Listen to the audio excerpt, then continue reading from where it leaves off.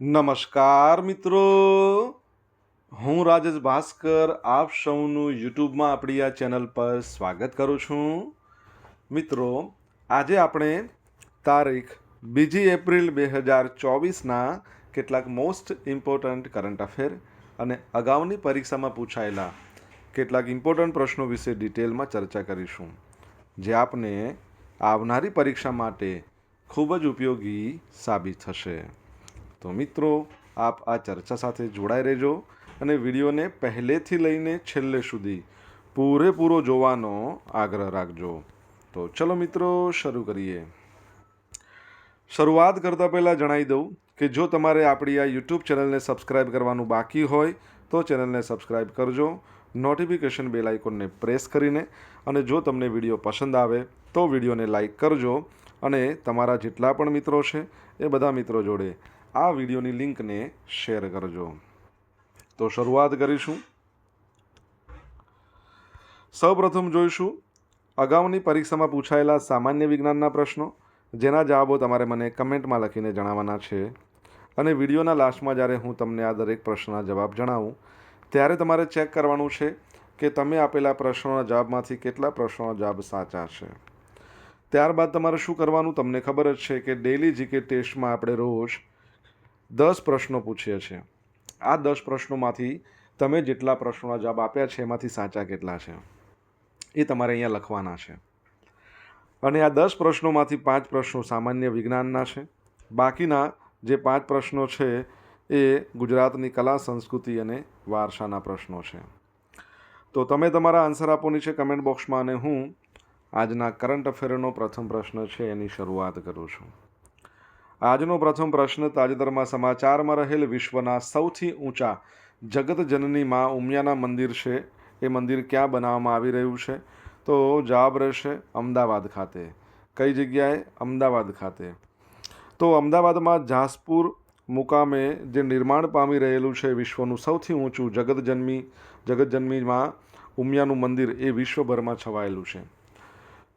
અમેરિકાના ન્યૂયોર્કમાં આવેલી જે ટાઈમ સ્ક્વેર બિઝનેસ પાર્ક છે એની દિવાલો પર ભારતીય સમય મુજબ શનિવારે રાત્રે 10:30 વાગે અને અમેરિકન સમય મુજબ બપોરે 12:55 વિશ્વ ઉમિયાધામ મંદિરની ઝાંખી પ્રસ્તુત કરવામાં આવી હતી.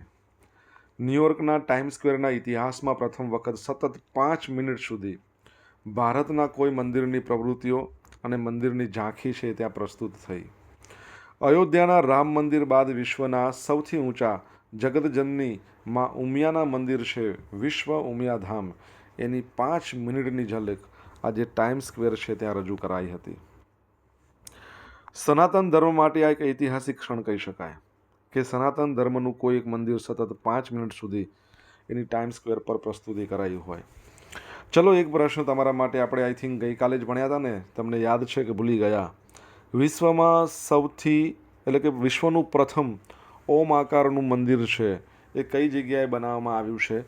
જો તમને જવાબ આવડતો હોય તો તમે કમેન્ટ બોક્સમાં લખીને જણાવજો. ત્યારબાદનો સેકન્ડ પ્રશ્ન છે કે વર્લ્ડ ઓટિઝમ અવેરનેસ ડે ક્યારે મનાવવામાં આવે છે?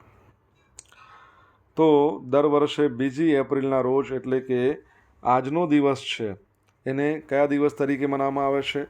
World autism awareness day, 2 April. Okay, જોઈ લઈએ આપણે એના વિશે. તો ઓટિઝમ એ છે ને મગજની ખામી દ્વારા થતો એક રોગ છે. આ ખામી ધરાવતી વ્યક્તિ છે ને એની આપણે વાત કરીએ તો આ ખામી ધરાવતી વ્યક્તિ જે જુએ છે, જે સાંભળે છે એ બાબતે તે યોગ્ય રીતે સમજી શકતી નથી, જેના કારણે ખામી ધરાવતી વ્યક્તિની વર્ણતુક, સ્કિલ, સંબંધો વગેરેમાં અભાવ જોવા મળે છે. તમને ખ્યાલ હશે, બહુ વર્ષો પહેલાં ફિલ્મ આવી હતી, આઈ થિંક 2007માં, તારે જમીન પર. એટલે એમાં જે બાળકને જે પ્રોબ્લેમ હતો એવા જ પ્રકારની ખામી કહી શકાય આપણે આને. એ થોડો અલગ પ્રોબ્લેમ હતો એને, પરંતુ એવા પ્રકારની છે. યુનાઇટેડ નેશન્સ જનરલ એસેમ્બલી દ્વારા સૌપ્રથમ આ દિવસ 2008માં મનાવવામાં આવ્યો હતો. 2024ની થીમ છે કે moving from surviving to thriving. Autistic individuals share regional perspectives, આ તેની થીમ છે. બરાબર છે, યાદ રાખજો. 17નો જાદુ, 4નો જાદુ, નીતિ આયોગ, RBI, આ બધા શોર્ટ્સ છે તમારે જોવાના બાકી હોય તો જોઈ લેજો. પસંદ આવે તો લાઈક કરજો અને તમારા મિત્રો જોડે આ વિડીયોની લિંક શેર કરજો. હજુ સુધી આપણી ચેનલ સબસ્ક્રાઈબ કરવાનું બાકી હોય તો ચેનલને સબસ્ક્રાઈબ કરજો નોટિફિકેશન બેલ આઇકોનને પ્રેસ કરીને. ઇન્ડિયન એરફોર્સ છે એ તરંગ શક્તિ 2024 નામની એક મેગા કવાયતનું આયોજન કરશે. ક્યારે કરશે? આ વર્ષના અંતમાં, જેમાં 12 વૈશ્વિક હવાઈ દળો એકસાથે લાવવાની અપેક્ષા છે. આખા વિશ્વમાંથી 12 જેવા એરફોર્સના દળો આવશે. કોણ કરશે? ભારતીય વાયુસેના.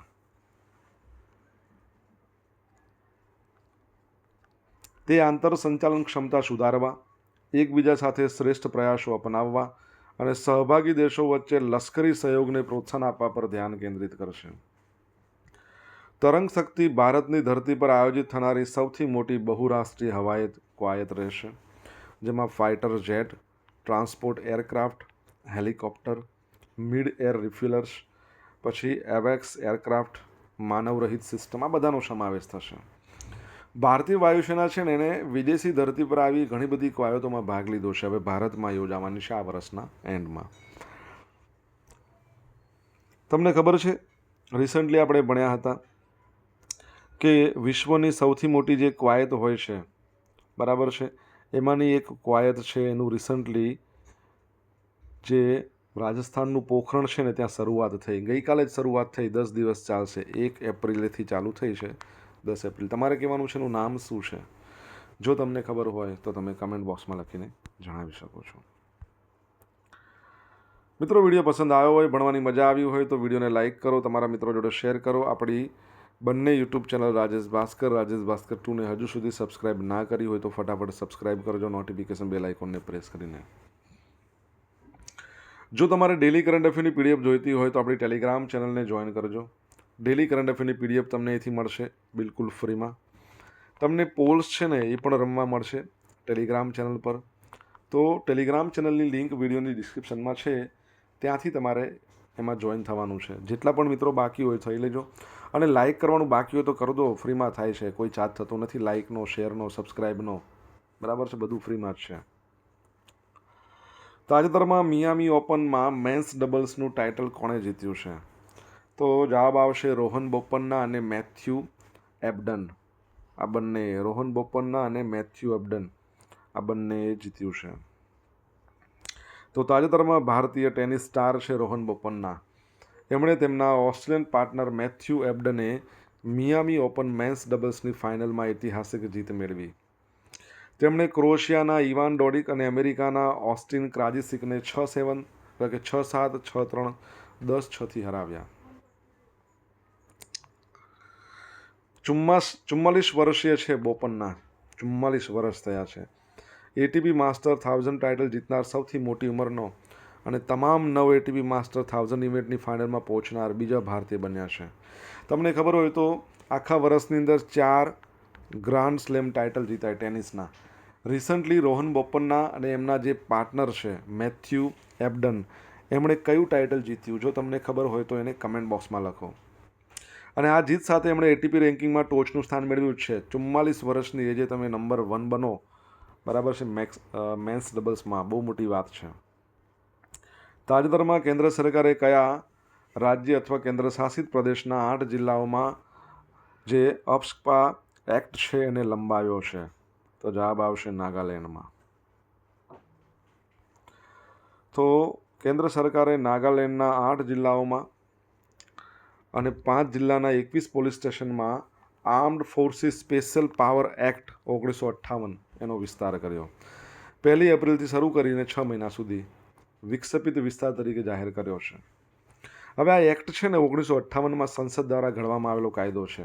એટલે જે પણ વિક્ષેપિત વિસ્તાર હોય એમાં જાહેર વ્યવસ્થા જાળવવા માટે વિશેષ સત્તાઓ અને પ્રતિરક્ષા આપે છે.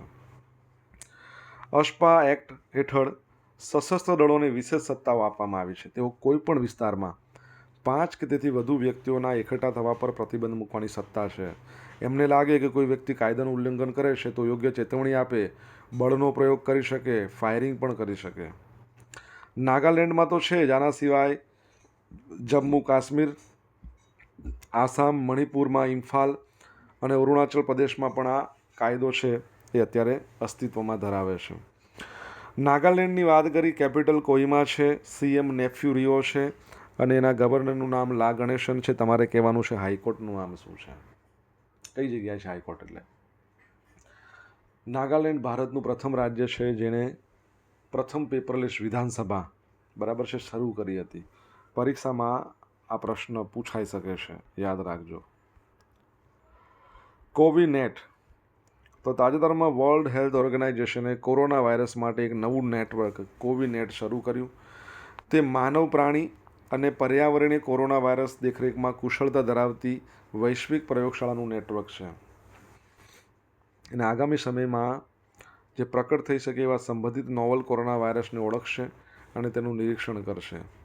નિમ્ન અને મધ્યમ આવક ધરાવતા દેશોમાં કોવિનેટ એ મર્સ કોવી એટલે મિડલ ઇસ્ટ રેસ્પિરેટરી સિન્ડ્રોમ અને જાહેર આરોગ્યના મહત્ત્વના નોવલ કોરોનાને મોનિટર કરવા વધુ પ્રયોગશાળાઓના નિર્માણને સમર્થન આપશે.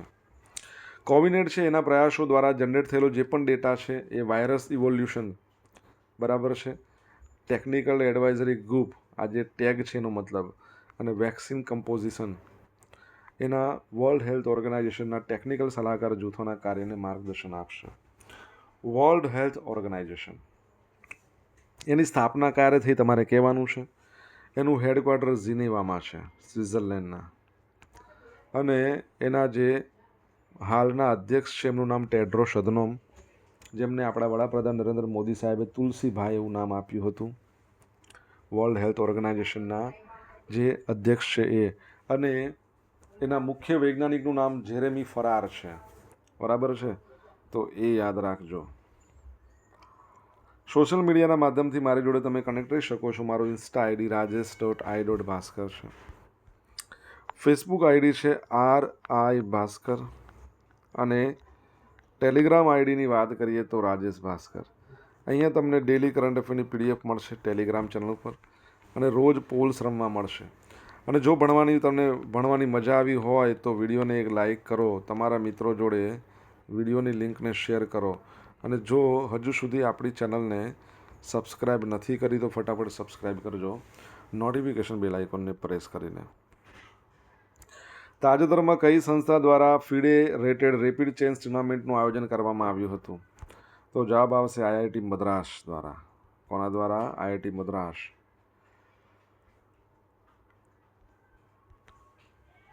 IIT મદ્રાસ દ્વારા 30થી 31 માર્ચ દરમિયાન international chess federation rapid chess ટુર્નામેન્ટનું આયોજન કરવામાં આવ્યું હતું. ચેન્નઈમાં આયોજિત આ 6ઠ્ઠી Shaastra rapid FIDE rated chess tournament છે. IIT મદ્રાસ દેશની એકમાત્ર IIT છે જે દર વર્ષે આ ઓપન રેપિડ રેટિંગ ટુર્નામેન્ટનું આયોજન કરે છે. IIT મદ્રાસના 35થી વધુ ખેલાડીઓ આમાં ભાગ લીધો. આ ચેસ ટુર્નામેન્ટ તમિલનાડુ એ ભારતનું ચેસ પાવર હાઉસ છે. ચેન્નાઈ તેના કેન્દ્રમાં છે. શાસ્ત્ર રેપિડ ચેસ ઇવેન્ટ જેવી કે ફિડે રેટેડ ટુર્નામેન્ટનું આયોજન અને સહભાગીઓને તેમની ક્ષમતા ચકાસવાની તક પૂરી પાડે છે. સહભાગીઓ એમના રેટિંગ સુધારવા અને મૂલ્યવાન અનુભવ મેળવવાની તક આમાં મળે છે. IIT મદ્રાસની વાત કરીએ, 1959માં એની સ્થાપના. એના ચેરમેનનું નામ તમારે કહેવાનું છે. ભારતમાં પ્રથમ 3D પ્રિન્ટેડ ઘર IIT મદ્રાસે બનાવ્યું તેના પરિસરમાં.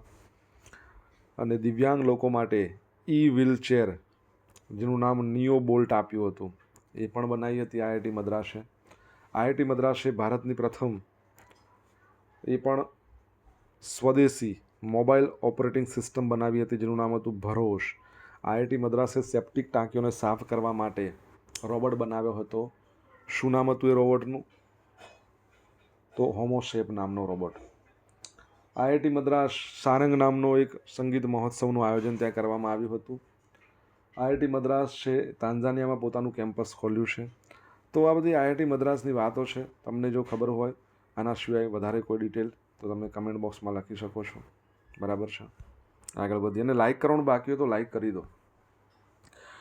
UNISDRના આપત્તિ જોખમ ઘટાડવા માટેના સહાયક સેક્રેટરી જનરલ, તો ભારતીય નિષ્ણાંત Kamal Kishore united nations office for disaster risk રિડક્શનના આપત્તિ જોખમ ઘટાડવા માટે સહાયક સેક્રેટરી જનરલ અને સેક્રેટરી જનરલના વિશેષ પ્રતિનિધિ તરીકે નિયુક્તિ કરવામાં આવી છે. તો ભારતમાં તેઓ નેશનલ ડિઝાસ્ટર મેનેજમેન્ટ ઓથોરિટીના ટોચના અધિકારી છે. અને યુનાઇટેડ નેશન્સના જે સચિવ છે, મહાસચિવ કહેવાય, સેક્રેટરી જનરલ, શું નામ એમનું, એન્ટોનિયો ગ્યુટરસ, એમણે એમના દ્વારા આપત્તિ જોખમ ઘટાડવા માટે એમને વિશેષ પ્રતિનિધિ તરીકે નિયુક્ત કર્યા છે. હવે યુનિએસડીઆરની સ્થાપના ડિસેમ્બર 1999માં કરવામાં આવી હતી, બરાબર, આંતરરાષ્ટ્રીય વ્યૂહરચનાનો અમલ સુનિશ્ચિત કરવા માટે. તે સંયુક્ત રાષ્ટ્ર સચિવાલયનો એક ભાગ છે. તેના કાર્યો સામાજિક, આર્થિક, પર્યાવરણીય તેમજ માનવતાવાદી ક્ષેત્રમાં ફેલાયેલા છે. ચલો, અહીંયા ડિઝાસ્ટર પરથી યાદ આવ્યું, એનડીઆરએફ, નેશનલ ડિઝાસ્ટર રિસ્પોન્સ ફોર્સના નવા ડિરેક્ટર જનરલ આવ્યા છે. એમનું નામ તમને ખબર હોય તો તમે કમેન્ટ બોક્સમાં લખીને જણાવી શકો છો. હવે મિત્રો જોઈશું અગાઉની પરીક્ષામાં પૂછાયેલા સામાન્ય વિજ્ઞાનના પ્રશ્નો. પહેલો પ્રશ્ન, લોહીમાં શર્કરાનું નિયમન કોણ કરે? ઇન્સ્યુલિન. એ નિયમન પ્રોપર ના કરે તો ઇન્સ્યુલિનનો સ્ત્રાવ પ્રોપર ના થાય અને એના ઇન્જેક્શન લેવા પડે, એટલે શું થાય? ડાયાબિટીસ. ન્યુમોનિયા રોગ કોની સાથે સંબંધિત ધરાવે છે? ફેફસા. લંબાઈના માપના એકમો નીચેનાનું કયું અસંગત છે? તો લીટર. પ્લેગનો રોગ શાનાથી ફેલાય છે? ચાંચડથી. સૂર્યની સૌથી નજીકનો ગ્રહ બુધ, અને સૂર્યમંડળમાં સૌથી નાનો ગ્રહ પણ બુધ છે. હવે મિત્રો જોઈશું અગાઉની પરીક્ષામાં પૂછાયેલા ગુજરાતની કલા, સંસ્કૃતિ અને વારસાના પ્રશ્ન. મહારાજા સયાજીરાવ યુનિવર્સિટી ભારતનાટ્યમ વિભાગના અધ્યક્ષ રહીને આ નૃત્યશૈલીને ગુજરાતમાં વિકસાવવામાં કોણે પ્રદાન કરેલું છે? તો અંજલિ મેઢ. ભૂંગળીઓ અને પેટી માસ્તર શબ્દો નીચેના પૈકી કોની સાથે સંકળાયેલા છે? તો ગુજરાતનું જે લોકનાટ્ય છે એની સાથે સંકળાયેલા છે. કયા પ્રકારના ગીતોને રાજ્યા કહેવામાં આવે છે? તો કલ્પાંત ગીતોને. ગુજરાતી ફિલ્મને કરમુક્તિ આપવાની યોજનાનો પ્રારંભ કઈ સાલમાં કર્યો? ગુજરાતમાં ફિલ્મોને કરમુક્તિ આપવાનો પ્રારંભ 1970માં. પરિત્રાણ, અંતિમ અધ્યાય, ગૃહારુણ્ય વગેરે કોના ઉત્તમ નાટકો છે? તો મનુભાઈ પંચોળી. ઝેર તો પીધા છે જાણી જાણી, ઉપનામ એમનું દર્શક. બહુ સરસ લખ્યું છે, ઝેર તો પીધા છે જાણી જાણી.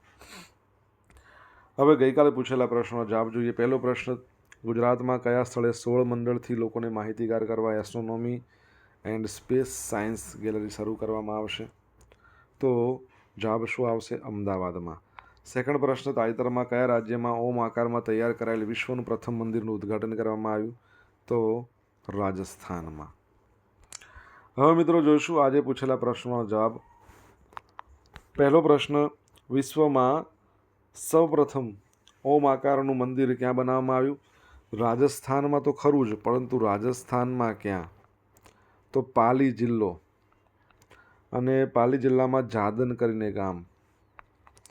સેકન્ડ પ્રશ્ન, વિશ્વમાં સૌથી મોટી પેલી જે કવાયત છે, મોટી એક કવાયતોમાંની એક કવાયત જે ગગનશક્તિ, શું નામ એનું? ગગનશક્તિ 2024 રાજસ્થાનના પોખરણમાં શરૂ થઈ 1 એપ્રિલે.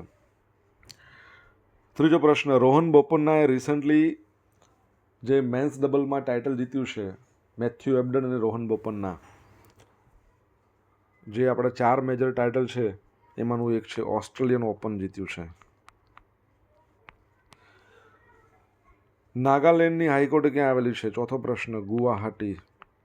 ગુવાહાટીમાં આસામની હાઈકોર્ટ તો છે જ, કેમ કે આસામમાં જ આવેલું છે ગુવાહાટી. નાગાલેન્ડની હાઈકોર્ટ પણ ત્યાં છે, અરુણાચલ પ્રદેશની હાઈકોર્ટ પણ ત્યાં છે, અને મિઝોરમની પણ હાઈકોર્ટ ત્યાં છે. ટોટલ 4 રાજ્યોની હાઈકોર્ટ છે. પાંચમો પ્રશ્ન, વર્લ્ડ હેલ્થ ઓર્ગેનાઇઝેશનની સ્થાપના 7મી એપ્રિલના રોજ થઈ, એટલા માટે 7 એપ્રિલને વર્લ્ડ હેલ્થ ડે કહેવાય, 7 એપ્રિલ 1948માં. છઠ્ઠો પ્રશ્ન, આઈઆઈટી મદ્રાસના ચેરપર્સનનું નામ શું છે? પવનકુમાર ગોયંકા. 7મા નંબરનો પ્રશ્ન, નેશનલ ડિઝાસ્ટર રિસ્પોન્સ ફોર્સ એના ડિરેક્ટર જનરલ નવા બન્યા, એમનું નામ શું છે? પિયુષ આનંદ છે. હવે મિત્રો જોઈશું ગઈકાલના કરંટ અફેરમાંથી પૂછેલા કેટલાક ઇમ્પોર્ટન્ટ પ્રશ્નો, જેના જવાબો તમારે કમેન્ટમાં લખીને જણાવવાના છે. પહેલો પ્રશ્ન, તાજેતરમાં કેન્દ્ર સરકારે મહાત્મા ગાંધી રાષ્ટ્રીય ગ્રામીણ રોજગારી ગેરંટી યોજના હેઠળ વેતનમાં ગુજરાતમાં કેટલા ટકાનો વધારો કર્યો છે? આન્સર આવડે તો કમેન્ટમાં લખો. સેકન્ડ પ્રશ્ન, ભારતનું ગવર્મેન્ટ ઈ માર્કેટ પોર્ટલ વિશ્વનું કયા નંબરનું સૌથી મોટું ઈ કોમર્સ પ્લેટફોર્મ બન્યું છે? જો તમને જવાબ આવડે તો તમે કમેન્ટ બોક્સમાં લખીને જણાવી શકો છો. તો મિત્રો, આ હતા આજના દિવસના કેટલાક મોસ્ટ ઇમ્પોર્ટન્ટ કરંટ અફેર. સાથે આપણે જોયું અગાઉની પરીક્ષામાં પૂછાયેલા કેટલાક ઇમ્પોર્ટન્ટ પ્રશ્નોના જવાબોની સાથે. આશા રાખું બધાને ભણવાની મજા પડી હશે. જો મજા પડી હોય તો વિડીયોને લાઈક કરો, તમારા મિત્રો જોડે વિડીયોની લિંકને શેર કરો. આપણી 2 યુટ્યુબ ચેનલ છે, રાજેશ ભાસ્કર 2. આ બંનેને સબસ્ક્રાઈબ કરો, નોટિફિકેશન બેલ આઇકોનને પ્રેસ કરીને. તો મિત્રો, thank you so much for watching this video. Have a nice day. જય હિન્દ, જય ભારત.